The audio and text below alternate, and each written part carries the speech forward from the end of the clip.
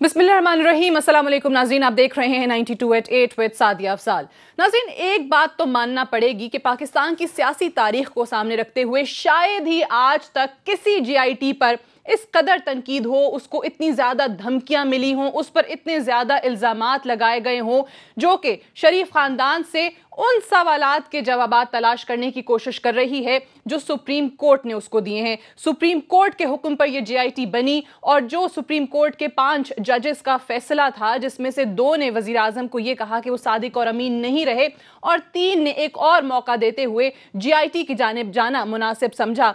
जिस अंदाज में ये GIT अपनी तहकीकात करती आई है, डेफिनेटली ये कहना पड़ेगा कि हैट्स ऑफ टू देम, क्योंकि ना सिर्फ हुक्मरान जमात बल्कि अपोजिशन की पार्टीज जिसमें पीपल्स पार्टी और PTI भी शामिल हैं, उनके भी खदशात अपनी जगह पर मौजूद थे। उनकी तरफ से भी रिजर्वेशन सामने आती रहीं और वो क्या थी? वो ये थी कि जी ये तो मातहत इदारे के लोग हैं, सरकारी मुलाजमीन हैं, 18वें 19वें ग्रेड के अफसरान वजीर आजम से या उनके बच्चों से क्या एहतसाब लेंगे, क्या जवाबात तलाश करेंगे? और सवाल एक ही है कि आपने ये जायदादें कैसे बनाई, लंदन फ्लैट्स कैसे खरीदे, कहां से पैसा आया, पाकिस्तान से बाहर पैसा कहां से गया? इनके जवाबात वजीर आजम, उनके बच्चे और उनके वकला अदालत के अंदर, सुप्रीम कोर्ट के अंदर तो नहीं दे सके, लेकिन अब GIT जो सवालात सुप्रीम कोर्ट ने इसको दिए हैं, उनके जवाबात एक बार फिर से तलाश करने की कोशिश कर रही है।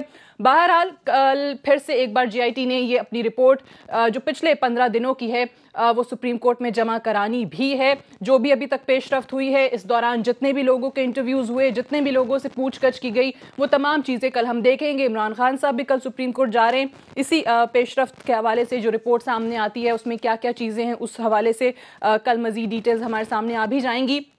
रहमान मलिक साहब भी परसों GIT के सामने पेश हो रहे हैं। रहमान मलिक साहब ने आज भी एक जगह पर बात करते हुए ये कहा है कि वो अपनी रिपोर्ट पर, जिसको रहमान मलिक रिपोर्ट के नाम से हम सब जानते हैं, कि उस पर आज भी कायम हैं और ये भी कहते हैं कि उनकी पार्टी पाकिस्तान पीपल्स पार्टी इस केस को सियासी केस नहीं बनने देगी। क्योंकि अगर आपको याद हो, ज़्यादा दूर की बात नहीं है, अभी पाकिस्तान मुस्लिम लीग नवाज के वज़रा और हत्ता कि अगर हम चीफ एग्जीक्यूटिव, मुल्क के चीफ एग्जीक्यूटिव, इस मुल्क के वज़ीर आज़म की बात करें तो वो भी शायद आपको यही कहते सुनाई दिए कि ये एक सियासी केस है। हालांकि ये इसके जो लीगल पहलू हैं उनको सामने रखा जा रहा है, कानूनी एतबार से इस पर कार्रवाई हो रही है।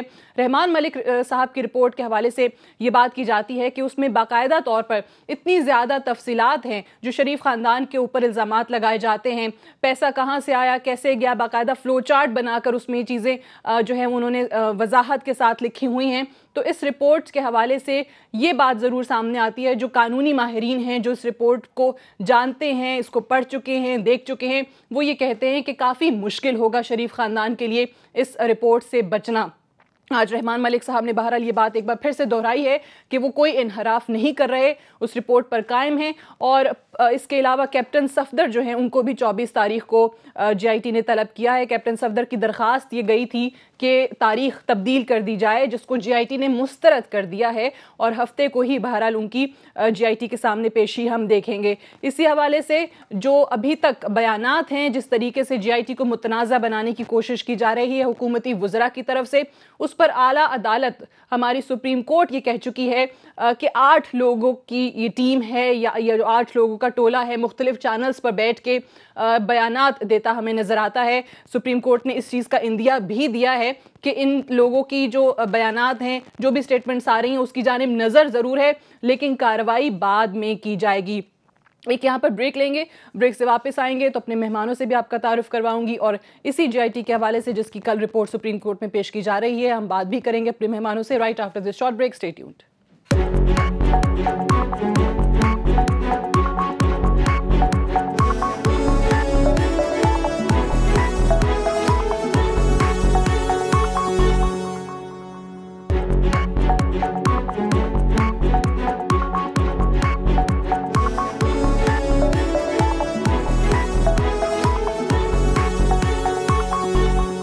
Back, you watching 92@8 with Sadia Afzal. Islamabad studio में फवाद चौधरी साहब हमें ज्वाइन कर चुके हैं, तर्जुमान पाकिस्तान तहरीक इंसाफ। बहुत शुक्रिया फवाद आपकी तशरीफ आवरी का।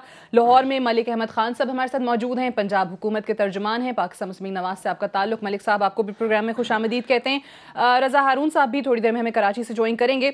बट फवाद, इंट्रो में जिस तरीके से हम बात कर रहे थे कि सिर्फ हुक्मरान जमात के नहीं, हमारी पॉलिटिकल पार्टीज जो अपोजिशन की पार्टीज हैं उनके जितने तहफ़्फ़ुज़ात आ रहे थे कि जी 18वें 19वें ग्रेड के अफसरान हैं, मातहत इदारे हैं, कैसे वज़ीर आज़म का एहतसाब करेंगे, कैसे उनसे सवालात के जवाबात मांगेंगे। तो ये तो फिर पाकिस्तान तहरीक इंसाफ को भी दाद देनी पड़ेगी, क्योंकि आपके बयानात भी ऑन रिकॉर्ड हैं। आप कहते थे कैसे कर लेंगे ये, लेकिन जो काम अब तक वो कर रहे हैं, और तीसरी बार रिपोर्ट भी जा रही है 15 दिन के बाद कल सुप्रीम कोर्ट में। देखिए सर, ये हमारे तहफ़्फ़ुज़ात तो सही साबित हुए। हम तो बात कर रहे थे कि जब प्राइम मिनिस्टर बैठे हुए हैं तो वो ऑब्स्ट्रक्ट करेंगे जस्टिस को, और उनके इदारे जो हैं वो मुदाखलत करेंगे। बट JIT उस चीज़ को खाते में नहीं ला रही। यही बात जो है वो JIT कह रही है, और JIT ने एक पूरा, आपको मालूम है कि सुप्रीम कोर्ट के सामने बुलंदा एविडेंस का पेश किया है कि किस तरह से वफाकी हुकूमत और वफाकी इदारे उनको हरासा कर रहे हैं, ऑब्स्ट्रक्ट कर रहे हैं जस्टिस को सारे को। और उसके बाद अब तो पूरी कौम जो है वो जाहिर है कि वो देख रही है क्या हो रहा है। हम बुनियादी तौर के ऊपर दो चीज़ें चाहते थे और अब भी चाहते हैं। एक, हम ट्रांसपेरेंसी चाहते हैं, और दूसरी इंडिपेंडेंस चाहते हैं कि जो JIT है उसको काम करने की इंडिपेंडेंस दी जाए। अब इस वक्त जो सवाल है वो तो बड़ा आसान था जिसका जवाब देना था। वो जवाब ये था कि नीलसन और नेस्कोल जो दो कंपनियां हैं वो 93 से लेके 2006 तक मियां साहिबान की मलकियत थी या नहीं थी। यहाँ से मामला शुरू हुआ था। 2006 के बाद तो वो कह रहे हैं हमारी मलकियत थी। तो सवाल ये है कि उसका रिकॉर्ड सामने नहीं ला रहे। जब कहा गया कि आप रिकॉर्ड नहीं ला सकते तो आप वेवर दे दें, कॉन्फिडेंशियलिटी वेवर दे दें, वो कह रहे हैं वो भी नहीं दे सकते। तो जाहिर है कि अगर आप अपनी बेस्ट एविडेंस नहीं देंगे तो फिर क्या होगा। फिर आपको अपने वालिद साहब को सामने लाना पड़ा, फिर बच्चों को सामने लाना पड़ा, फिर 3-3 नस्लों का खुद ही जो है वो आप हिसाब किताब देने में लग गए। कह रहे हैं ना 3 नस्लों का हिसाब दे रहे हैं। पहले भी माजी में भी देते आए हैं, जो हमने तो नहीं मांगा था। नहीं, माजी में तो खैर माशाल्लाह कभी नहीं हुआ था। 2002 में जब मुशर्रफ साहब उस दिन JIT में पेश होकर जब हाँ वो रिटर्न उनको जो लिख के कोई दे देता है वो पढ़ना शुरू कर देते हैं बगैर सोचे समझे। प्राइम मिनिस्टर साहब को याद होना चाहिए था कि 2002 में जब यह एहतसाब शुरू हुआ था तो किसने साइन किया था डील सऊदी अरब के साथ और मुशर्रफ साहब के साथ। और आर्टिकल 45 का जो पार्डन है वो डॉक्यूमेंट्स आपके पास भी हैं, आपको चाहिए पीछे स्लाइड बनाएं। और जब भी ये बात करें वो चलते रहे मुख्तलिफ प्रोग्राम्स में पनामा के हवाले से, और अब तो वो भी है, वो तो सबके सामने। तो एहतसाब तो नहीं हुआ, एहतसाब तो भी हो रहा है। और ये जो मामला है ये किसी किनारे नहीं लगेगा जब तक वज़ीर आज़म इस सवाल का जवाब नहीं दे देते। क्रूशल सवाल है, 93 और 2006 के दरमियान नीलसन नेस्कोल आपकी मलकियत नहीं थी तो किसकी मलकियत थी? कागज दे दें, बात खत्म। ठीक मलिक साहब, वैसे JIT के हवाले से I mean you have to give it to them कि आप लोग उनके जो वो शिकायत लेकर सामने आ रहे हैं कि उनको, उनके अहले खाना को, उनके मुलाजमीन को हरासा कर रहे हो, उनके फेसबुक IDs हैक कर रहे हो, जो मर्जी कर रहे हो। कहीं किसी की कोई पॉलिटिकल एफिलिएशन के हवाले से बात आ जाती है, कभी व्हाट्सएप कॉल की स्टोरी को बुनियाद बनाकर कुछ कह दिया जाता है। वो लगे में वो काम कर रहे हैं। और ये आप चीज माने कि जी पाकिस्तान की सियासी तारीख में पहली बार इस तरीके से मातहत इदारों के लोग एक मुल्क के सिटिंग प्राइम मिनिस्टर उनके बच्चों का एहतसाब करते आपको नजर आ रहे हैं। शुक्रिया सदिया। देखिए ये क्योंकि सुप्रीम कोर्ट इसकी सुपरिटेंडेंस खुद कर रही है और एक सुपरवाइजरी रोल पहली बार किसी भी इन्वेस्टिगेशन का, नॉर्मली हम देखते हैं कि कोर्ट्स डोंट डू दैट, लेकिन क्योंकि सुप्रीम कोर्ट का फैसला है तो उसकी अतात लाजिम है। और इसमें दो चीज़ें मुख्तलिफ हैं। एक ये कि जो कंडक्ट ऑफ द अक्यूज्ड है वो जो उसका कंटेंट ऑफ द इन्वेस्टिगेशन है वो कैसे है, और वो जो कंडक्ट ऑफ इन्वेस्टिगेशन में अक्यूज्ड का एक मौक़िफ़ है उसको तो क्योंकि मैटर सब जुडिस है, सुप्रीम कोर्ट उसको एक सील्ड एनवेलोप में उस कंटेंट को अपने पास लेती है और उसको फिर वो उसकी पेरूजल करती है। और लेकिन जहाँ तक जो कंडक्ट ऑफ द JIT है कि उन्होंने इन्वेस्टिगेशन एक प्रिस्क्राइब्ड मैनर के अंदर करनी थी, तो उस पर कुछ तहफ़्फ़ुज़ात थे जो सुप्रीम कोर्ट के सामने रखे। सुप्रीम कोर्ट ने उनको मुस्तरद कर दिए, ये भी सुप्रीम कोर्ट का हुक्म है। तो जिस तरह से भी क्योंकि सुप्रीम कोर्ट के हुक्म की अतात लाजिम है and they are trying to give their best evidence जो वो दे सकते हैं, क्योंकि उन्होंने अपने आप को इस बात पे बिल्कुल वेंटिलेट करना है कि इसके लीगल कॉन्सिक्वेंसेस भी हैं और इसके पॉलिटिकल कॉन्सिक्वेंसेस भी हैं। To the best ability they are trying to do कि वो अपनी जो बेस्ट असिस्टेंस दे सकते हैं कि इस तफ्तीश के अंदर जो हक़ाइक़ हैं वो सामने आ जाएं। और अगर ये जिस तरह भी फवाद कह रहे थे कि 93 से लेके 2006 तक ये उसकी मलकियत के मुतल्लिक है, तो फिर ऑब्वियसली जब उन्होंने एक कॉरपोरेट वेल वहाँ पर था जिसकी वजह से ये जो पिटिशनर्स थे ये उस रिकॉर्ड तक इनकी दस्तरस नहीं हो सकी। तो ये अगर फिर उसके अंदर इनके कोई वेवर्स का कंसेप्ट है कि कैसे उस लॉ के अंदर किस चीज़ की परमिशन है, तो ये सारी बातें जो हैं ये तो कोर्ट के देखने की हैं। JIT ने जो देखना था वो तो यही था कि जो क्योंकि JIT ने हमाद बिन जासिम को उनको तो ठीक है, उनको तो मुकर्ररा TORs है ना, उनको तो सवालात दिए हुए हैं, वो उन सवालात से हट के किसी और चीज की तहकीकात नहीं कर सकते हैं, वो तो उन्हीं सवालात के जवाब तलाश कर रहे हैं। सुप्रीम कोर्ट जो है डेफिनेटली उसको सुपरवाइज कर रही है। हम यहाँ नहीं कह हम मैं ये जी मलिक साहब जी देखिए, अगर कोई चीज़ उनको कोई चीज़ ऐसी लगती है JIT को कि जिसकी बुनियाद पर वो समझती हैं कि हक़ाइक़ तक पहुँचने में हमें इस नेट को थोड़ा वाइड करना पड़ेगा, आगे लेके जाना पड़ेगा, लेकिन किसी चीज़ से भी JIT के कोई मेलिस एट्रीब्यूट नहीं होनी चाहिए। और अगर JIT के जो चीज़ें प्रिस्क्राइब्ड मैनर के अंदर नहीं होंगी और उसके अंदर लगेगा कि वो कुछ ओवर डूइंग कर रही है या जिसके अंदर कोई फेवरेटिज्म का किसी तरफ कोई लगेगा, या फॉर दैट मैटर जो एक इन्वेस्टिगेटिंग उसके अंदर ऑफिसर हैं उन्होंने अपना ऑलरेडी ये स्पोकन इज माइंड, तो फिर उसके ऊपर जो खदशात इनके थे जो हुसैन के और हसन के खदशात थे, उन्होंने वो अपनी दरख्वास्त सुप्रीम कोर्ट के सामने रखी। आगे फैसला करना वो सुप्रीम कोर्ट में गए भी और सुप्रीम कोर्ट के ज़ाहिर है जजेस साहिबान फैसला उस पर कर भी रहे हैं। रजा हारून साहब भी हमें ज्वाइन कर चुके हैं कराची से, पाक सरजमीन पार्टी के सीनियर रहनुमा। रजा साहब, सबसे पहले तो ये जो पैनामा केस को लेकर अब जो JIT है वो दोबारा अपनी रिपोर्ट लेकर कल सुप्रीम कोर्ट के सामने जा रही है। मैं अभी आपके ज्वाइन करने से पहले मलिक साहब से भी और फवाद चौधरी साहब से भी यही जानने की कोशिश कर रही थी कि बावजूद इसके कि बहुत ज़्यादा तहफ़्फ़ुज़ात आ रहे थे JIT के बनने पर, JIT बनने से पहले भी ये कहा गया था कि जी अगर ये बन भी जाती है तो इसने तहकीकात क्या करनी है, वज़ीर आज़म के मातहत इदारे हैं, ये लोग सरकारी अफसरान हैं, ये कुछ नहीं कर सकेंगे। सो आपको क्या लगता है कि जिस तरह से, जिस मुश्किल मरहले से, तमाम धमकियों, तनकीद और इल्ज़ामात के बाद अब ये JIT इस नहज तक पहुंच चुकी है कि कल फिर तीसरी बार अपनी रिपोर्ट सुप्रीम कोर्ट में देने भी जा रही है, सबमिट कराने जा रही है, आप इस अमल को कैसे देख रहे हैं? देखिए सर, बड़ा क्लियर, बड़ी सीधी सी बात है, विदाउट एनी कॉम्प्लिकेशंस। ये इशू जो है लास्ट ईयर अप्रैल से चल रहा है। अगर ये इशू आया था हमारे मुल्क में पनामा के हवाले से, तो हमारे इन 5 ही महकमों को जो आज JIT का हिस्सा हैं, इनको अज खुद इसकी इंक्वायरी करके कोई रिपोर्ट मुरत्तब करनी चाहिए थी, नहीं हुई। हमने पार्लियामेंट का फियास्को देखा कि पार्लियामेंट ने किस तरह ले दे हुई और कैसे हमारे ये जो अरकान असेंबली इन्होंने किस तरह उस मामले को 7-8 महीने बिल्कुल रबड़ की तरह खींच के रख दिया। उसके बाद जब छोड़ा तो पता चला वहीं आके खड़े हैं, जैसे रबड़ वापस आके अपनी जगह खड़ा हो जाता है। पार्लियामेंट फेल हो गई, एहतसाब नहीं कर सकी, किसका? अपने ही लीडर ऑफ द हाउस का।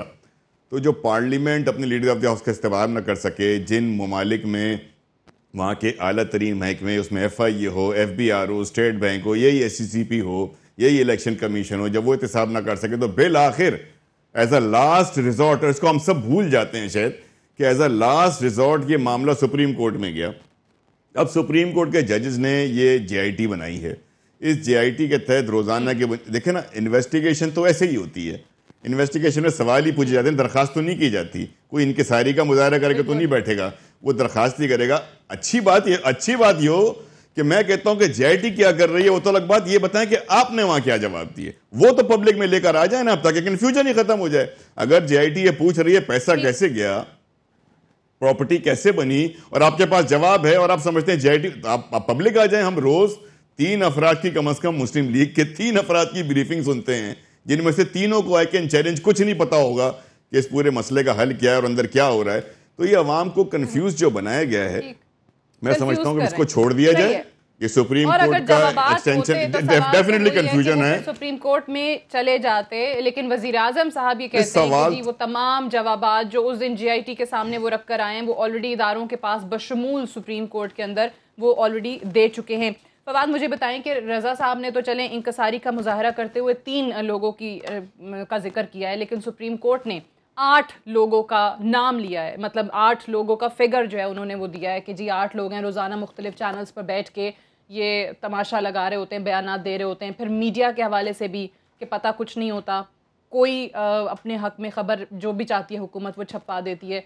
तो उनकी भी बारी आ रही है उनके खिलाफ भी, क्योंकि इंदिया दिया है कि अभी फिलहाल नहीं, लेकिन नज़र ज़रूर रखे हैं। जस्टिस एजाजुल हसन साहब ने इस बारे में बड़ा एक कह लें कि स्पेसिफिक ऑब्जर्वेशन दी है। उन्होंने कहा है कि जो ये केस कंक्लूड होगा तो जो 8 लोग और प्लस एक और साहब जो हैं वो अब आ गए हैं, तो उन्होंने कहा है कि इनको नोटिस दिए जाएंगे और उनके ऊपर जो है वो अदालत मुनासिब हुक्म जारी करेगी। ये उन्होंने एक स्पेसिफिक ऑब्जर्वेशन दी है। देखिए हो क्या रहा है, जो जब से ये मुकदमा JIT में गया, ये मामला पहले तो सबसे पहले आपको याद होगा पनामा पेपर्स का फैसला आया तो मिठाइयाँ बांटी गई, सबसे बड़े बड़े रसगुल्ले एक दूसरे के मुंह में डाले, दोनों तरफ दोनों फरीकैन मिठाइयाँ बांट रहे हैं और सबसे बड़े रसगुल्ले हुकूमत बांट रही थी। आपको याद होगा। और सबसे ज़्यादा तारक फजल चौधरी साहब, हनीफ अब्बासी साहब, दानियाल साहब, तलाल साहब जो वहाँ पे जाते थे, ये सारे सबसे पहले मुझे याद है ख्वाजा साद रफीक जो निकल के उन्होंने सुप्रीम कोर्ट के बाहर किया था, ख्वाजा आसफ ने और इन्होंने। अच्छा, अब ये इसका रिव्यू का एक चांस अवेलेबल था, आपने रिव्यू कर सकते थे, इन्होंने रिव्यू नहीं किया। उसके बाद JIT बनी, उस पर ऑब्जेक्शंस का एक मरहला था जो आप ऑब्जेक्शंस कर सकते थे, आपने नहीं किया। तारक शफी का जो बयान है वो टर्निंग पॉइंट है। उस दिन के बाद से अब तक चैन नहीं आ रहा हुकूमत को। यानी उसके बाद कि आप इवेंट्स देखें क्या हुआ कि तारक शफी साहब का बयान हुआ, उसके बाद जब हुसैन नवाज साहब को बुलाया गया, उसके बाद से यूं लगा कि कोई लूडो पलटना चाह रहा है, अच्छा। बाजी पलटना चाह रहा है। एक व्हाट्सएप की स्टोरी लगाई गई, अंसार अब्बासी साहब ने उसको पीटा गया और यूं जाहिर किया गया कि गोया सुप्रीम कोर्ट के जजेस जैरीमेंडरिंग कर रहे थे, अपनी मर्जी की हैंड पिकिंग कर रहे थे। बट फवाद बात तो वही आ गई ना कि फिर शायद ये चीज हुकूमत को भी नहीं पता थी। हुकूमत भी सोच रही थी JIT बन गई तो हमारे लिए अच्छा हो गया कि ये तो सरकारी इदारे हैं, उनके लोग हैं, सरकारी मुलाजमीन हैं, ये कैसे हमारे खिलाफ कोई कार्रवाई कर सकते हैं। मतलब माजी में भी अगर माजी में भी आप देखें तो हुए हैं एहतसाब पॉलिटिकल पार्टीज के, लेकिन हमेशा जब वो अपोजिशन में रहे हैं। लगता यही है कि अपने खिलाफ उनसे इस तरह से सवालात नहीं हो रहे। का नैरेटिव क्या आया जो प्राइम मिनिस्टर साहब ने दिया, उन्होंने कहा कठपुतलियां हैं जो कि उनके खिलाफ ये मामला चला रही हैं। फिर उन्होंने कहा कि साजिश हो रही है। अब उनकी अपनी हुकूमत है, ICIJ, या तो देखिए आप PTI इतनी ताकतवर हो कि चैनल 92 के साथ मिलके, सादिया अफजाल के साथ मिलके हमने ये स्कैंडल फोड़ दिया, ऐसा तो नहीं हुआ।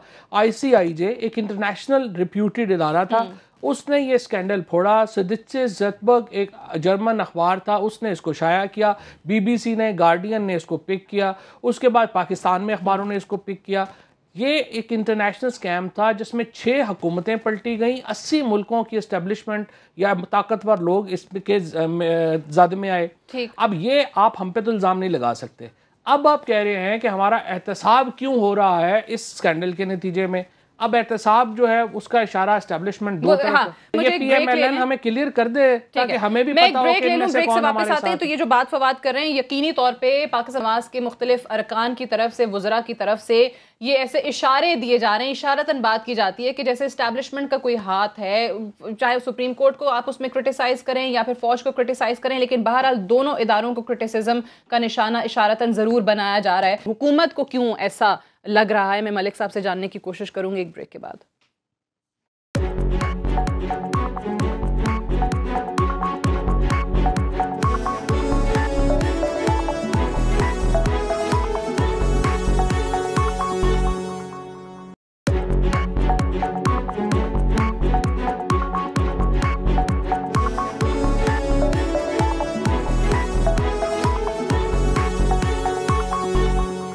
वेलकम बैक प्रोग्राम में एक बार फिर से खुशामदीद। मलिक साहब, सवाल जो आपके लिए छोड़ के गए थे वही है कि एक तरफ तो, और ये मैं अदालत के अपने रिमार्क्स को भी यहाँ पर कोट करते हुए बात करूंगी कि जी 8 का टोला जिस तरीके से अदालत की तज़हीक करता है, फिर अदालत खुद कहती है कि जो JIT के काम में रुकावटें डालेगा वो सुप्रीम कोर्ट के काम में रुकावटें दरअसल डाल रहा होगा, और फिर आपके अरकान, आपके वज़रा, वो जो रोज़ाना मीडिया से बात करते हैं इसी इशू पर, वो ये कहते हैं कि जनाब या तो उनका इशारा फौज की तरफ होता है या फिर वो सुप्रीम कोर्ट को बुरा भला कहना शुरू कर देते हैं। तो ये साजिशें हर दौर में क्यों नजर आती हैं? मतलब आपसे, आपके वजीर आजम से, उनके बच्चों से एहतसाब मांगा जा रहा है कि वो 11वें बन जाएं, वो शख्स जिसके ऊपर सुप्रीम कोर्ट नहीं, मैं बिल्कुल नहीं चाहती कि मलिक साहब 11वें बने।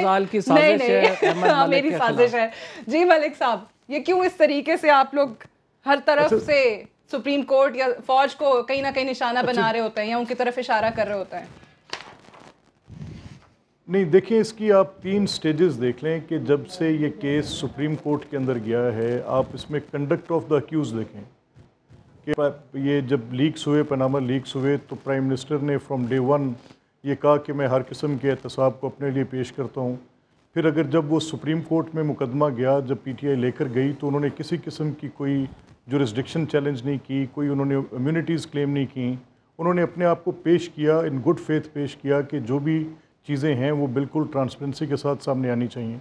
अब अगर ये कुछ लीगल इंटेंगलमेंट्स हैं जो कोर्ट के अंदर गई और उसके नतीजे में जैसे भी फवाद कह रहे थे कि मिठाइयाँ तकसीम हुई, तो उस दिन शायद जो मसला था वो ये था कि शायद स्ट्रेट अवे डिस्क्वालिफिकेशन हो रही है या नहीं हो रही, तो 3-2 की जजमेंट पर उसको एक वक्ती तौर पे कामयाबी समझा गया तो मिठाइयाँ तकसीम हो गई। मैंने तो मलिक साहब उस वक्त भी कहा था तर्जमा पढ़ ले, अंग्रेजी में पढ़ लिया, मैंने तो कहा था, आपने तो ये कहा था, मैंने तो कहते हैं अंग्रेजी में पढ़ा था तो मिठाइयाँ तकसीम फैसला पढ़ा तो मलिक साहब इसीलिए नहीं आए थे। अब अंग्रेजी आती है ना इन्हें। अच्छा, मेरी गुजारिश सुन लेना। जी मलिक साहब, देखें गुजारिश ये है कि उस दिन शायद ये मामला था कि शायद स्ट्रेट अवे डिस्क्वालिफिकेशन है, तो माइनॉरिटी जजमेंट ये थी कि 2 ने कहा कि डिस्क्वालिफिकेशन है, मेजॉरिटी ने कहा कि नहीं है, तो उसका जो फितरी अमल अब जो रिएक्शन था वो ये था कि मिठाइयाँ तकसीम हो गई। अच्छा, अब उसके बाद JIT बैठ गई, JIT ने अपनी तफ्तीश शुरू कर दी। उस तफ्तीश के अंदर जाके आपने देखा कि उस इन्वेस्टिगेशन के प्रोसेस में इनिशियली उस पर इमरान खान साहब ने भी बड़ी लाउड अपनी बात की और उन्होंने कहा जी कि ये JIT जो है हमें कबूल नहीं है। मैंने फवाद को भी सुना, इन्होंने भी कहा कि हमें बिल्कुल कबूल नहीं है। इसी तरह शेख रशीद साहब ने तो उसको जाती उम्रा की कोई इन्वेस्टिगेशन नहीं, ये मैं ऑन रिकॉर्ड है, अगर आप देखना चाहें तो कल का मैंने इंट्रो में मलिक साहब ये बात की है, बिल्कुल की है कि जी पॉलिटिकल पार्टीज, ऑपोजिशन पार्टीज भी ये कहती थी कि JIT पे एतबार नहीं होगा, ये हुकूमती लोग होंगे, क्या करेंगे, लेकिन मैंने ये कहा है कि जी बहुत अच्छे तरीके से JIT लेकर चलिए। मुझे इजाजत देना। जी मलिक साहब। अच्छा, ये उसकी फेज थी, उस फेज में ये तो यहाँ तक आ गया कि ये शायद कोई जाती उमरा की इन्वेस्टिगेशन टीम बन गई है। अच्छा, फिर उसके बाद जब उसकी इन्वेस्टिगेशन स्टार्ट हो गई तो फिर उसकी सेकंड फेज में कुछ आउटबर्स्ट हुए जो मुस्लिम लीग नून के कुछ लॉयलिस्ट की तरफ से हुए, जिस पर कुछ एतराज़ात है, उसकी कंपोजिशन पर कुछ, लेकिन जो भी कंडक्ट ऑफ द अक्यूज था उन्होंने अपना लीगल पैरामीटर्स में रखा। अब सराउंडिंग्स के अंदर कुछ बातें हुई, अगर कुछ बातें मंसूब की जा रही हैं कि जो मुस्लिम लीग नून के 8 लोगों का या 9 लोगों का जिक्र किया जा रहा है, तो फिर उसी ज़िमरे के अंदर उसी हैसियत में जो लोग पहले JIT के ऊपर इतने शदीद इख्तलाफात उठाते रहे हैं और उनके ऊपर अपने तहफ़्फ़ुज़ात का इजहार बड़ा लाउडली करते रहे हैं, तो फिर वो रिकॉर्ड भी सारा शायद जब सुप्रीम कोर्ट के सामने आएगा तो सुप्रीम कोर्ट तो ऑब्वियसली इंसाफ करेगी और सारी चीजों को बराबर तौल पे इंसाफ करेगी। उनके जजेस ने तो कल जो बात कर दी है कि हम यहाँ बैठे नाबालिग नहीं हैं, हर चीज देख रहे हैं। एग्जैक्टली, देखें ये तो इस तरह से सोचना भी गुनाह है कि सुप्रीम कोर्ट के जजेस को हम नाबालिग समझें या सुप्रीम कोर्ट की जो कलेक्टिव विजडम है उसको हम चैलेंज कर दें। हम तो ये कह रहे हैं कि देखें इंसाफ होना चाहिए और हमारा नुक्ता नज़र इसमें बड़ा वाज़ेह है कि ये इसके लीगल कॉन्सिक्वेंसेस भी हैं और पॉलिटिकल कॉन्सिक्वेंसेस भी हैं। सुप्रीम कोर्ट जितने तुर्श तल्ख सवालात कर रही है, ये हक बनता है कि जिनके ऊपर ये इल्जामात हैं वो सुप्रीम कोर्ट को मुतमईन करने की पूरी कोशिश करें। जवाब भी मांगा जा रहा है। मुझे एक चीज मालिक साहब, ठीक है, लेट मी गो टू रजा साहब। रजा साहब, ये जो कंडक्ट ऑफ द एक्यूज की बात कर रहे हैं, वजीर आजम साहब और उनके वज़रा ने 3-4 रोज पहले आके कहना शुरू कर दिया कि जी देखें हमसे जवाबात मांग रहे हैं, हम तो जा रहे हैं, हमारे तो वजीर आजम भी पेश हो रहे हैं, उनके बच्चे भी पेश हो रहे हैं। बट मैंने ये कल भी प्रोग्राम में बात की थी कि ये जरा सा समझा दीजिए कि जो साजिशों का जिक्र बार बार किया जाता है, आपसे आपके ख़ानदान से हिसाब मांगा जा रहा है, जवाब मांगे जा रहे हैं, तो आप एक जुमला बोल देते हैं कि जी ये फैक्ट्रियां चल रही हैं साजिश की, माजी में भी काम करती रही हैं, अब भी काम कर रही हैं, और फिर इसको आप मुल्क की सलामती को ख़तरे में डालने से मिला देते हैं। मतलब कैसे मुल्क की सलामती ख़तरे में आ जाती है, कैसे जमहूरियत ख़तरे में आ जाती है, कैसे निज़ाम ख़तरे में आ जाता है अगर आपसे आपका एहतसाब मांग रहे हैं? सादिया, अगर ये जमहूरियत है तो फिर से ख़तरे में ही रहना चाहिए। अगर इसको इस सिस्टम को अगर हम जमहूरियत कहते हैं, इसका ख़तरे में रहना ही बेहतर है। देखिए, वज़ीर-ए-आज़म साहब ने एक बहुत अच्छा स्टेप लिया, मैं उसको एग्री करता हूँ कि बहैसियत वज़ीर-ए-आज़म उन्होंने अपने आप को पेश किया और इससे उनका कद और वक़ार बढ़ा। लेकिन फिर उनके जो एडवाइज़र्स हैं ना, मेरे ख्याल में वज़ीर-ए-आज़म साहब को अपने एडवाइज़र्स को ज़रूर देखना चाहिए। उन सब लोगों ने कोशिश की कि वो एक मुहावरा है ना, बकरी ने दूध दिया और उसमें मेंगनियाँ कर दी। मतलब आपने एक अच्छा काम जब करके अपने आप को पेश कर दिया तो फिर एतराज़ बनता ही नहीं आपकी तरफ से। ये भी आप ही का इदारा है, ये भी कॉन्स्टिट्यूशनल इदारा है जो सारी की सारी इन्वेस्टिगेशन कर रहा है। मेरा सारा का सारा इशू ये है कि मैंने वज़ीर-ए-आज़म साहब को तो बड़ा बावकार और बुर्दबार तरीके से जब भी वो आए उन्होंने अपने आप को प्रेजेंट भी किया है, पेश भी किया है। वो एनोमलीज उनकी स्टेटमेंट की एक जानिब, लेकिन कभी भी मैंने उनको ये नहीं कहते सुना कि मैं अपने आप को पेश नहीं करता, या उन्होंने बराह रास्त कोई तसल्ली हो। ये उनके एडवाइजर्स हैं, ये उनके साथ के जो स्पोक्स पर्सन हैं, उनके बिहेस्ट पे है या उनके बिहेस्ट पे नहीं करते, सारा उन मामला इनको खराब किया हुआ है। नंबर 2 बात ये बहुत इंपॉर्टेंट बात जो है, मैं इस बात से एग्री करता हूँ फवाद साहब की कि मुस्लिम लीग नून को बहैसियत पार्टी और शरीफ खानदान को बहैसियत शरीफ खानदान अगर जजमेंट को चैलेंज करके रिव्यू में नहीं गए तो उन्होंने बहुत बड़ी मिस्टेक की है। वो जजमेंट शुरू कैसे हो रहा है आप देखें ना, बेशक वो 2 जजेस का जो कमेंट्स हैं वो जजमेंट का पार्ट ना हो और 3-2 का मेजॉरिटी हो, लेकिन सर आपको गॉडफादर कहा गया, मैंने तो नहीं कहा कैसे लोग अपनी दौलत जमा करते हैं, मैंने तो नहीं कहा, उस जजमेंट का हिस्सा है ना, तो आपका तो फर्ज बनता था कि आप उसी स्टेज पर उस पिटीशन को, रिव्यू पिटीशन को फाइल करते, उसको वहां पे उसको फाइट करते, कंटेस्ट करते। अब आप जिस साजिश का जिक्र कर रहे हैं उसमें भी एक प्रॉब्लम है।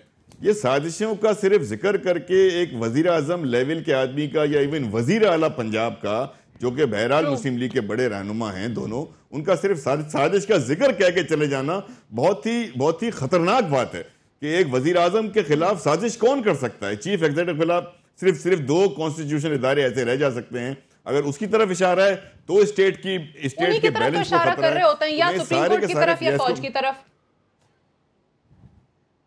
पता नहीं। वो मुझे तो लगता है वो लोग ज्यादातर जो है ना इशारा मीडिया की तरफ कर रहे होते हैं। घबराहट सारी मीडिया से। मुझे तो ये प्रॉब्लम है, मुझे तो ये ऑन अ लाइटर साइड, मुझे तो ये प्रॉब्लम है कि देखें, एक कॉन्स्टिट्यूशनल इदारे का हेड, चीफ एग्जीक्यूटिव, अगर मुल्क के दूसरे इदारों के हेड की तरफ कॉन्स्पिरेसी की बात करता है तो फिर ये सारा का सारा रियासत का बैलेंस आउट हो जाता है। और जब रियासत का बैलेंस आउट हो जाता है, मुझे नहीं पता कि कौन सी हार्मनी और कौन से वन पेज पे स्टेट के इंस्टीट्यूशन इस वक्त कंट्री को रन कर रहे हैं। मुझे तो मुल्क की फिक्र है, मुझे तो मुल्क के निजाम की फिक्र है कि अगर आपस में बात नहीं कर रहे और एक दूसरे को शक को शुबे की निगाह से देख रहे हैं और इल्जामात की बौछार है, so I am very concerned about the country. वो कैसे चल रही है इस वक्त? ट्रू। अच्छा फवाद, ये अल्लाह के सहारे चल रही है, अल्लाह के सहारे चल रही, नहीं इंशाल्लाह ताला अब चीजें बेहतर, आप सभी लोग ये कहते नजर आते हैं कि जी चीजें बेहतरी की तरफ जा रही, गो कि पीएमएलएन जो है वो डेवलपमेंट के पॉइंट ऑफ व्यू से कहती है कि मुल्क तरक्की कर रहा है, लेकिन आप लोगों को निजाम बेहतर होता नजर आ रहा है। बहरहाल मुझे बताएं कि अब कल भी रिपोर्ट जाएगी सुप्रीम कोर्ट के अंदर जीआईटी की तरफ से। ये जो वीडियो रिकॉर्डिंग वाला मामला है, जो हुसैन नवाज की तस्वीर लीक हो जाने का मामला है कि उनकी दरखास्त को मुस्तरद कर दिया गया, आपने तारिक शफी का जिक्र किया, फिर हुसैन नवाज के अगर तहफुजात हैं तो ये तो एक तरीके से इनको फेवर भी करती है ना चीज़ के, हर चीज़ ऑन रिकॉर्ड है, आपके पास वीडियो भी है, ऑडियो भी है कि अगर कोई मलिक साहब से बैठ के मिसबिहेव कर रहा है तो that would be on record. Supreme court में वो चीज पेश की जा सकती है। यही बात की थी कि आपकी जो वीडियो रिकॉर्डिंग्स हो रही हैं वो तो आपको तहफ़्फ़ुज़ देती है, और आप जो इंटिमिडेशन की बात कर रहे हैं तो आपके पास सबूत होगा कि वो इंटिमिडेशन हुई है। लेकिन इसमें मामला ये है कि कल मैं हुकूमती अरकान को सुन रही थी तो वो कहते हैं कि जी सुप्रीम कोर्ट का काम तशरीह करना है, लेकिन इन्होंने ये चीज कह के कानून साजी की तरफ जाने की कोशिश की है, जो कि लेजिस्लेटर्स का काम है, कानून नहीं। पहली बात तो ये है कि जो लोग भी बाहर बात करते हैं, तलाल साहब हैं, दानियाल हैं, उनका कानून से कोई ताल्लुक नहीं है। अहमद मलिक ये बात कभी नहीं करेंगे क्योंकि उनको पता है कि जज मेड लॉ एक पूरा सब्जेक्ट है कानून में, जहां जजेस जो हैं वो इंटरप्रिटेशन करते हुए नया कानून जो है वो बनाते हैं। कल जो तशरीह की है सुप्रीम कोर्ट ने वो आर्टिकल 1 सेक्शन 161 सीआरपीसी की है, जिसमें उन्होंने कहा है कि जो 161 का बयान है वो अदालत में पेश होगा इन राइटिंग, लेकिन for the sake of accuracy उसको रिकॉर्ड करने में कोई ममानियत नहीं है। वैसे सेक्शन 164 जो है वो अमेंड ऑलरेडी हो चुका है और उसमें जो मॉडर्न डिवाइसेस हैं उसको शामिल कर लिया गया है। बट कतई नज़र इस बात की मुझे समझ नहीं आता कि उस तस्वीर में जो लीक हुई या करवाई गई या जो भी हुआ उसमें क्या उसका इफेक्ट क्या है। मतलब एक साहब हैं वो बैठे हुए हैं, उनके साथ टेबल पड़ा हुआ है, उनके साथ कोई तज़हीक का आंसर कोई तज़हीक का आंसर उसमें नहीं है, कुछ ऐसा नहीं है। देखिए ये कुछ भी ना होता अगर इनके हाथ दामन साफ होता तो ये तो जीआईटी में जाना ही नहीं चाहिए था। ये तो पॉलिटिकल लीडर थे, इनको तो लोगों में रहना चाहिए था, इनको प्रेस कॉन्फ्रेंस करनी चाहिए थी और उसमें वो तमाम सबूत जो 1993 और 2006 के दरमियान नीलसन और नेस्कोल का रिकॉर्ड है वो तो ये सामने रखते, सादिया अफजाल के सामने रखते, बाकी लोगों के सामने रखते और आप लोग उनसे उसके ऊपर सवाल कर सकते। इनको तो जीआईटी पे जाना ही नहीं चाहिए। और दूसरा इंपॉर्टेंट जो प्रॉब्लम होता है इस हुकूमत के 6-8 महीने रह गए हैं इलेक्शन में। जब भी क्राइसिस एक हद से ऊपर जाता है और स्पेशली पार्लिमानी जमहूरियत में जाता है तो आप फिर अल्टीमेट आर्बिटर की तरफ जाते हैं, लोगों की तरफ जाते हैं। ये कहते हैं 2018 वो आएगा, वहां पे बिजलियां पूरी होंगी, फिर हम करेंगे। नहीं, लेकिन अभी तो वो ईद के बाद वजीर आजम साहब के हवाले से खबरें ये हैं कि वो लोगों में जा रहे हैं, अवामी दंगल सजेगा, जलसे जुलूस फिर से शुरू हो जाएंगे। जलसे जुलूस नहीं, हुकूमत को चाहिए, बड़ा क्राइसिस है, इसको रिजॉल्व करने का सिर्फ एक तरीका ये है कि हुकूमत इंतखाबात में जाए, नया मैंडेट ले और उसके बाद अपनी हुकूमत में लोगों को फैसला करने दे कि वो इस निजाम में चाहते हैं या नहीं निजाम में चाहते हैं। ठीक है, एक ब्रेक ले लें, ब्रेक से वापस आएंगे तो इसी हवाले से बात करेंगे। मलिक साहब से भी जानने की कोशिश करेंगे, क्योंकि ख्याल यही है कि स्नैप इलेक्शंस हुकूमत इसलिए कॉल नहीं करना चाहती कि कुछ मंसूबे बिजली के जो अनाउंस किए हैं वो इस साल के आखिर में या अगले साल के आगाज में मुकम्मल होंगे, तो उसका फ़ायदा जो है वो इलेक्शन कैंपेन के दौरान उसका जिक्र करके हुकूमती पार्टी उठाना भी चाहती है, तो इसलिए अर्ली इलेक्शंस जो हैं वो शायद मुमकिन नहीं है। मलिक साहब से मजीद बात करेंगे इस पर एक वक्फे के बाद।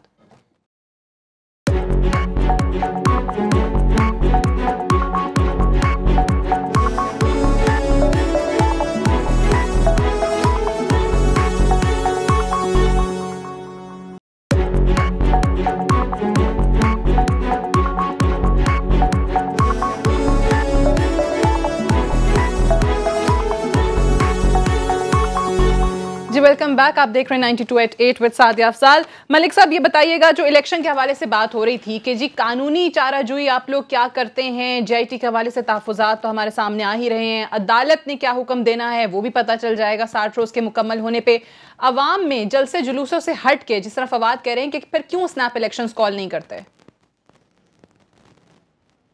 अच्छा देखिए, ये स्नैप इलेक्शंस अभी क्योंकि जितने फोरम इस्तेमाल किए जा सकते थे, पहले पार्लियामेंट में बात गई, कोई पॉइंट ऑफ एग्रीमेंट ना आ सका, फिर सुप्रीम कोर्ट में गई तो सुप्रीम कोर्ट ने उसकी एक अपनी इन्वेस्टिगेटिव आर्म क्रिएट कर दी और वो एक extended branch of the supreme court के तौर पे काम कर रही है। तो जब आपने इतने सारे लिवर्स ऑलरेडी पुल किए हुए हैं और एक चीज़ अपने तस्वीर की तरफ जा रही है, तो फिर ये वैसे ही गैर मंतकी लगता है कि आप स्नैप इलेक्शंस की भी बात करें। और फिर एक सैंक्टिटी अटैच्ड है, कॉन्स्टिट्यूशन खुद कहता है कि 5 साल के लिए आपको मुंतखब किया हुआ। नहीं देखें, बात ये है, देखें इसमें कोई दो राय नहीं है कि आपके पास टू से इट इन फेवर और टू से इट अगेंस्ट इट, वो जो आप कहना चाहे फवाद आप कह सकते हैं, लेकिन एक बात ज़रूरी है जिसको समझें। क्या आप इस चीज़ को अप्रिशिएट नहीं करते कि यही डेमोक्रेसी की खूबसूरती है कि प्राइम मिनिस्टर के ऊपर इल्ज़ाम लगा, उन्होंने अपने आप को पेश किया, उनके बेटे जो हैं वो अपने कंडक्ट से ये बात साबित कर रहे हैं कि वो जाके पेश हो रहे हैं, किसी किस्म की कोई उन्होंने अपनी ऐसी इम्यूनिटी क्लेम नहीं की, ना प्राइम मिनिस्टर ने की, ना जुरिस्डिक्शंस को चैलेंज किया। देयर इज समथिंग जिस पर वो ये बात कह रहे हैं। नहीं देखिए, वो कहते पाकिस्तान में नहीं रहते ना, नॉन रेजिडेंट हैं, वो कहते हैं कि जी उनके हुकूक होते हैं। मेरी बात सुने ना, देखिए फवाद, मैं ये कहूँ, नहीं मेरी बात सुने, देखें अगर मैं ये बात अभी इसकी, क्योंकि बात तफसील लंबी हो जाएगी, आपके प्रोग्राम में शायद इतना वक्त नहीं होगा, लेकिन क्या उसकी जुरिस्डिक्शन जब सुप्रीम कोर्ट में आप 184(3) के अंदर गए थे तो क्या चैलेंज नहीं की जा सकती थी? बड़ी बुनियादी बात थी कि इनहेरेंट जुरिस्डिक्शन जो है, ये CPC 184, मेरी बात सुनना, JIT के सामने पेश होने की। नहीं देखिए, मैं समझना चाह रहा हूं कि कानून की किस शिक के तहत वज़ीर आज़म को उनके बच्चों को इम्यूनिटी हासिल थी। मैं सिर्फ आपसे ये कहना चाह रहा हूं कि देखें, मलिक साहब वो शेक बता दें आइन की, वो जो बात कर रहे हैं कि जी इम्यूनिटी कैसे हासिल है PM और उनके बच्चों को, वो शेक आर्टिकल बता दें वो आइन का। देखिए, मेरा कहने का मकसद जो है वो ये है कि मैं कोई गलत इंटरप्रिटेशंस आपको नहीं दे सकता कि कॉन्स्टिट्यूशन में कोई ऐसी शिक मौजूद है कि जब सुप्रीम कोर्ट एक इन्वेस्टिगेशन ऑर्डर कर रही हो। तो देखिए मेरी बात सुने ना, हम सिंपल ये कह रहे हैं कि अगर इस वक्त जो आपके सामने बात है वो ये है कि क्या JIT के अंदर जो इन्वेस्टिगेशंस हो रही हैं, उन इन्वेस्टिगेशंस के नतीजे में किसी एक जगह पर conduct of the prime minister में आपको ये बात नज़र आ रही हो, लेकिन उनका ये कहना, शिकवा करना अपनी जगह पर जायज़ है कि जिस जगह पर आपको ये लगे कि कुछ ऐसी फोर्सेस मुतहरिक हैं जो ये कोशिश कर रही हैं कि पाकिस्तान के अंदर। सर यही तो मैं जानना चाहती हूँ ना मलिक साहब, कौन सी फोर्सेस मुतहरिक हैं आपके खिलाफ? वो प्राइम मिनिस्टर भी कौन सी फोर्सेस की तरफ इशारा करते हैं? अगर सादिया नहीं देखें, जो पॉलिटिकल फोर्सेस भी अगर अदम इस्तेहकाम पैदा कर रही हो, जैसे इमरान खान साहब, जो भी मामला रियासत का होता है उसके अंदर, क्या वो चाइनीज़ प्रेसिडेंट का विजिट हो, पाकिस्तान के कैपिटल को सीज करना हो, धरने दे के पूरे मुमलिकत का निज़ाम रोकना हो, क्या ये सियासत का अंदाज़ है जिस अंदाज से वो करते हैं? क्या जिस तरीके की बेतौकीरी सियासत के अंदर इमरान खान साहब ने मुतारिफ करा दी, कभी इस तरह की बात होती थी? और इस सारी चीज़ पर ये हम कहने में हक बजाने में कि बिल्कुल ही is playing puppet to the hands of few. ये हमें नहीं पता कि किसी बैरूनी साजिश पे ये कर रहे हैं, क्या कर रहे हैं, लेकिन this thing is very clear. ये हम आपको बता दें। ठीक है, अच्छा मलिक साहब, मेरी बात सुने। देखिए हम नहीं, मैं आपको बड़ी सवाल करने की इजाजत दे ना, that is my right. Malik साहब, आप मैं पीटीआई की तर्जुमानी नहीं कर रही हूँ यहाँ पे, मैं आपसे सवाल कर रही हूँ। मैं सिर्फ ये कह रही हूँ कि पीटीआई, चले मान लिया कि जी पीटीआई कर रही है या कोई और पॉलिटिकल पार्टी कर रही है, जो पॉलिटिकल फोर्सेस का आप जिक्र करते हैं, बट क्या ये सुप्रीम कोर्ट को डिक्टेट करा सकते हैं? क्या इनके कहने पे सुप्रीम कोर्ट ने जीआईटी बना दी? पल्सर अवार्ड भी हमारे कहने। देखिए मुझे एक सेकंड, मुझे क्योंकि आप और फवाद इकट्ठे बोल रहे होंगे तो मुझे थोड़ी सी यहाँ पे डिस्ट्रैक्शन भी होगी बात करने में। देखिए, सुप्रीम कोर्ट को क्या इन्होंने अंडर ड्यूरेस नहीं लाया था जब इन्होंने सीज किया था इस्लामाबाद पे? क्या जब पिटिशन की इन्होंने एक्सेप्टेंस कराई है, इन्होंने इस्लामाबाद को लॉकडाउन नहीं किया हुआ था? Isn't it a fact? आप इसको डिनाई कर दें तो उसकी वजह से बाद आप ये भी बताएं जरा, एक सेकंड। नहीं, देखें, हम बिल्कुल सुप्रीम कोर्ट की डिसीजन मेकिंग को किसी वजह से भी हम उसके ऊपर कोई अपना ऐसा तहफ़्फ़ुज़ नहीं शो करना चाहते जैसे लगे कि कोई एक ऐसी बात सामने आ रही है जिससे सुप्रीम कोर्ट की शान में कोई गुस्ताखी हो जाए। हम तो सिर्फ ये कहना चाह रहे हैं कि ये जितनी चीज़ें हैं, इन सब की जो कुछ भी है ये सबके सामने है। अगर ये वाकयात नहीं है और ये गलत है, अच्छा, हम कह रहे हैं कि क्या सुप्रीम कोर्ट के ऊपर जब ये petition as a last resort हो, तो फिर जो धरना उठा वो इजाजत दें आप रजा साहब, फिर तो बड़ी मानी जाती है रजा साहब पीटीआई की। फिर तो मशवरा सारे लोगों को दें, पीटीआई में आ जाएं। बड़ा अजीब, हाँ, बड़ा मसला है कि अगर चंद हजार लोगों से, I would not agree with Mahmood साहब के वो सुप्रीम कोर्ट किसी ड्यूरेस में आया होगा। उसको क्या जरूरत है? गवर्नमेंट थी ना डिफेंड करने के लिए, क्या गायब हो गई थी उस दिन? सुप्रीम कोर्ट को डिफेंड करना सुप्रीम कोर्ट का काम तो नहीं है, तो गवर्नमेंट का काम है, गवर्नमेंट के एग्जीक्यूटिव ब्रांच का काम है कि उसकी प्रोटेक्शन करे। तो नहीं, जजेस, मेरा नहीं ख्याल। दूसरी बात है कि देखें, इलेक्शन जो है ना, वो इलेक्शन का आगे अर्ली का कॉल हो जाना या उसमें कंटेस्ट करना इस केस पे असर नहीं डालेगा।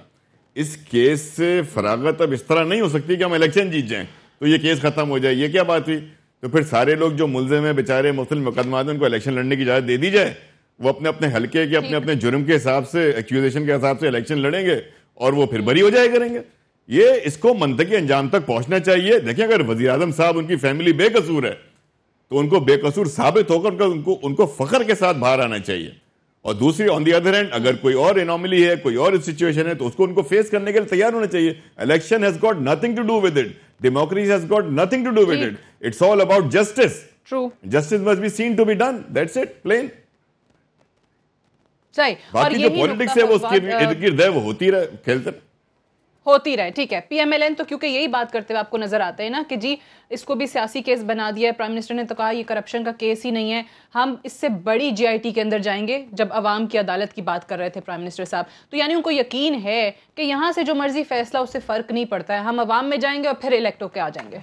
देखिए, वो तो जब तक वज़ीर आज़म होता है तो बंदे को यही लगता है कि मेरे से ज़्यादा पॉपुलर पाकिस्तान में कौन है, और ये जो सारे लोग एहतजाज कर रहे हैं दरअसल ये मुल्क के ख़िलाफ़ हैं और रियासत के ख़िलाफ़ हैं, और दरअसल ये एहतजाज मुल्क दुश्मनों के कहने पर हो रहा है। ये जब भी इक़्तिदार में वो कहते हैं ना, तुमसे पहले जो एक शख्स यहाँ तक नशीं था उसको भी अपना खुदा होने का इतना ही यकीन था। तो जब भी कोई शख्स जो है वो इक़्तिदार में होता है, ये जो आप देखें कि जो गलियाँ हैं इक़्तिदार की, वो हैं ही ऐसी बड़ी बेवफा है। वहाँ पे पहुँच के लगता है कि मैं ही मैं हूँ सब कुछ और मेरे बगैर कुछ नहीं है। तो यही हालात प्राइम मिनिस्टर साहब के भी होंगे और उनके नवाज शरीफ साहब के। आप देखें कि हालत ये है कि 5वीं ईद है प्राइम मिनिस्टर साहब की जब से वो वज़ीर आज़म बने हैं। एक भी ईद, आपके अपने टेलीविजन चैनल 92 की मैं रिपोर्ट देख रहा था कि उन्होंने एक भी ईद पाकिस्तान में नहीं मनाई।